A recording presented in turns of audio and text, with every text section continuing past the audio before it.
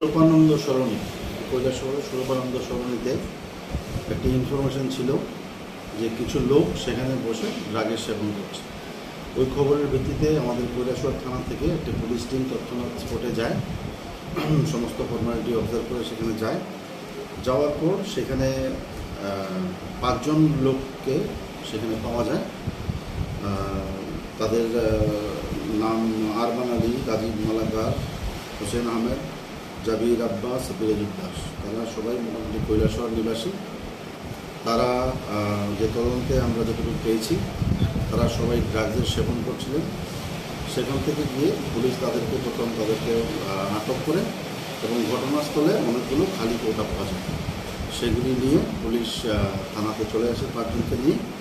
এখন তাদেরকে ভালোভাবে জিজ্ঞাসাবাদ করা হচ্ছে, আমরা সবাই মিলে জিজ্ঞাসাবাদ করছি।